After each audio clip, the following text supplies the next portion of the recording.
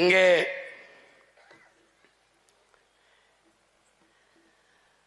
தண்ணீரை பற்றி அறிஞர் பெருமக்கள் பல்வேறு பேர் கூறியிருந்தாலும் எல்லாவற்றுக்கும் முன்னவன் எங்கள் மறையோன் வள்ளுவ பெருமகனார் நீரின்றி அமையாது உலகனின் யார் யாருக்கும் வானின்றி அமையாது ஒழுக்கு. நீர் இல்லாம உலகத்துல ஒண்ணுங்கிறது ஒரு உயிரும் இல்லை. அது இல்லை என்றால் மனிதனில் ஒழுங்கு கூட ஒழுக்கம் கூட ஒழுங்கற்று போகும்னு பாடுறாப்ல. வானின்று உலகம் வழங்கி வருவதால் தான் அமிழ்தம் என்றுரைப்பாற்றுன்னு சொல்றான். வானத்திலிருந்து மழை பொழிவினால்தான் இந்த உயிர்கள் எல்லாம் இருக்கு. அதனால்தான் அதை அமிழ்தம் என்று மழையை சொல்றோம்ங்கிறான். விசிம்பின் துளி வீழின் அல்லால் பசும்புல் மற்றாங்கே பசும்புல் தலைகால் என்பது அரிதுன்றான். மேகத்திலிருந்து வானிலிருந்து ஒரு துளி மழை துளி பூமியில் விழாட வென்றால் ஒரு புல் பசும் புல் கூட தலை தூக்காது முளைக்காதுன்றான். தானம் தவம் இரண்டும் தங்கா வேணுலகம் வானம் வழங்காதே நின்.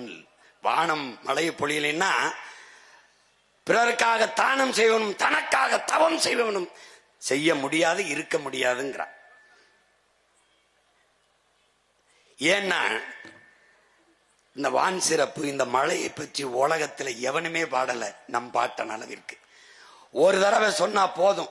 நீரின்றி அமையாத உலகினின் யார் யாருக்கும் வானின்றி அமையாத ஒழுக்கு போதும். ஆனா இந்த பய மக்களுக்கு திரும்ப திரும்ப சொல்ல முடியாது. ஒன்னையும் 10 தடவை பாடியிருக்காப்ல. ஆனாலும் இவனுக்கு அது மண்டையில ஏறல.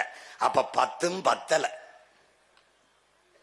ஒருவேளை 10 லட்சமா கொடுத்தா வேணா 10மோ என்னவோ, அது பத்தல. துப்பாருக்கு துப்பாய துப்பாக்கு, துப்பாருக்கு துப்பாய தூவுமழை நம்முடைய அப்பா நல்லுசாமி கூட சொன்னாங்க. அதாவது சாப்பிடுவதற்கு உண்பதற்கு உணவையும் குடிப்பதற்கு நீரையும் தருவது மழைதான். எப்படி பாருங்க, மணி நீரும் மண்ணும் மலையும் அணிநிலர் காடும் உடையது அரண். இதை விட இவன் பாடுவான். ஆனால் நீங்க ஆழ்ந்து பார்க்கணும். இன்னைக்கு மணி நீர் இருக்கா, மண் இருக்கா, மலை இருக்கா, அணிநிலர் காடு இருக்கா? இல்ல. காலி பண்ணவன் யாரு? இந்த காவாலி பைய திராவிடே. உனக்கு புரியுதா? தூய நீர் பறந்து விரிந்த நிலப்பரப்பு பேரரணாக நின்று மேகத்தை தடுத்து பூமிக்கு மலையாக மாற்றி கொடுக்கிற மலை, குளிர்ந்து அடர்ந்த காடுகள் அணி நிழற்காடு. இது 4ஐயும் உடைய நிலம் எதுவோ அதான்டா பேரரண்கிற பாடுற. 2000 ஆண்டு தோராய கணக்கு.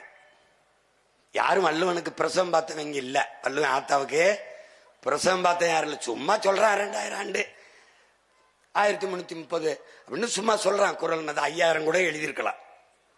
5000 ஆண்டுக்கு முன்னாடி கூட நம்ம பாட்டன் பிறந்திருக்கலாம், இருக்கலாம், நடந்திருக்கலாம், போயிருக்கலாம், வந்திருக்கலாம். கலாம் தான் இது.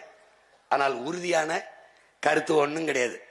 இந்த 4ம் தான் அரண் என்று பாடி நீரின்றி அமையாத உலகு என்று நமது வள்ளுவ பெருமகனார் நமக்கு கற்பித்திருக்கிறார். இந்த தண்ணீர் என்பது ஒரு